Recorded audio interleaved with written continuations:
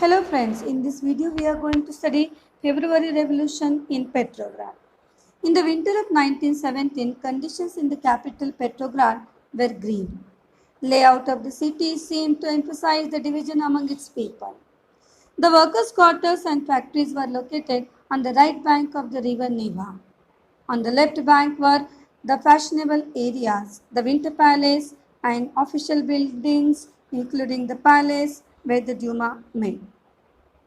In February 1917, food shortages were deeply felt in the workers' quarters.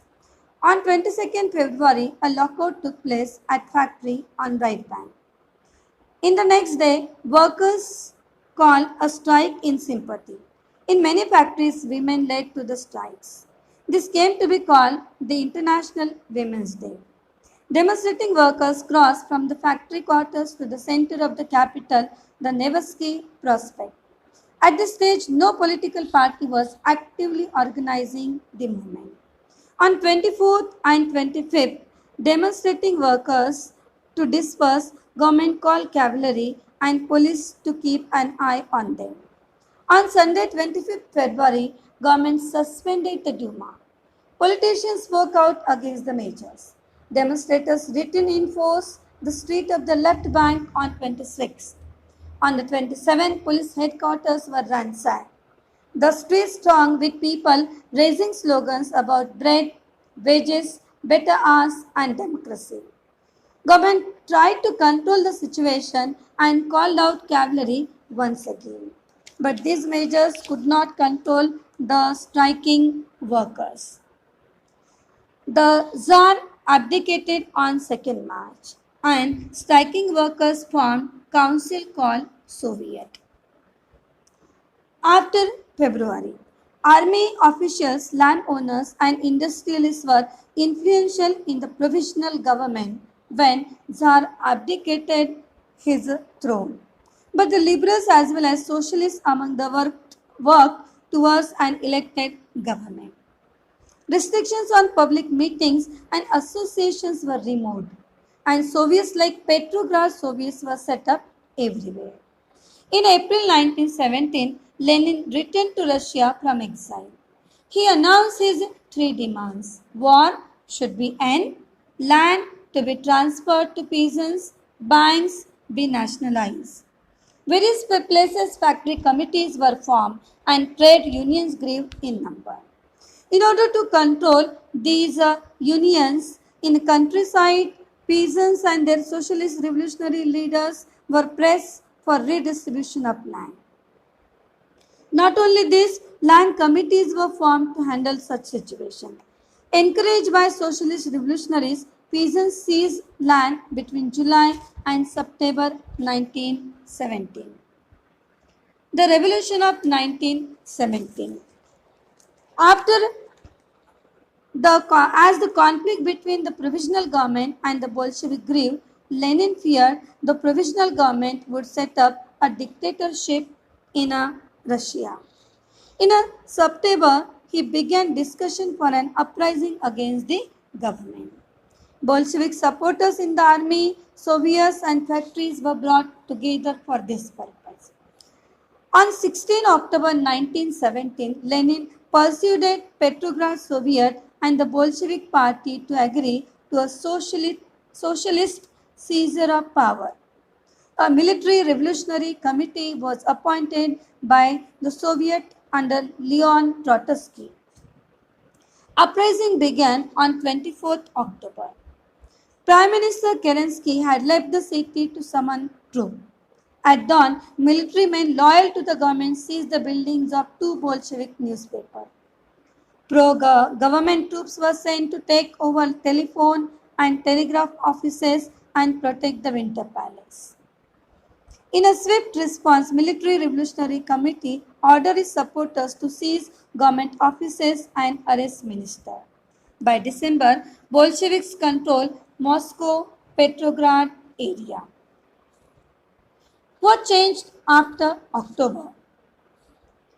The Bolsheviks were totally opposed to private property.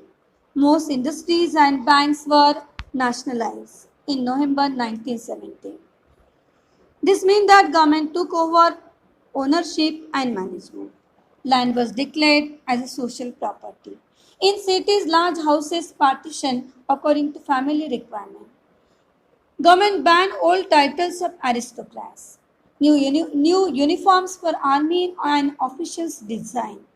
Bolshevik Party renamed the Russian Communist Party. In 1918, Bolsheviks made peace with Germany and Russia became one party state. So during 1918 and 19 in Russia, civil war took place. Bolsheviks ordered land redistribution. So this caused the breakup of Russian army. Soldiers, mostly peasants, wished to go home for the redistribution of land and they deserted army. Non-Bolshevik socialists, liberals and supporters of autocracy condemned the Bolshevik uprising. Their leaders moved to South Russia and organized troops to fight Bolsheviks.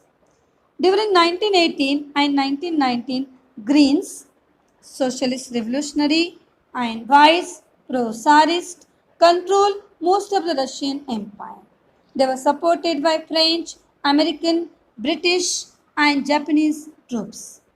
In Khiva, Central Asia, Bolshevik colonists brutally massacred local nationalists who opposed Bolshevik measures, making a socialist society. During the Civil War, Bolsheviks kept industries and banks nationalized. They confiscated land to show collectivization. They introduced centralized planning. Years plans were made. New factories were come up. An extended schooling system was developed and cheap health care facilities were provided to workers. After the death of Lenin, Stalin came in power. He introduced collectivization and even 5 emergency measures. According to him, shortage of food grain is because of speculation, and therefore he was in favor of to bring to an end speculation, and he wanted to control supplies. He raided gulags. He believed small farms could not be modernized. He established state-controlled farms. Enraged by this, peasants destroyed livestock.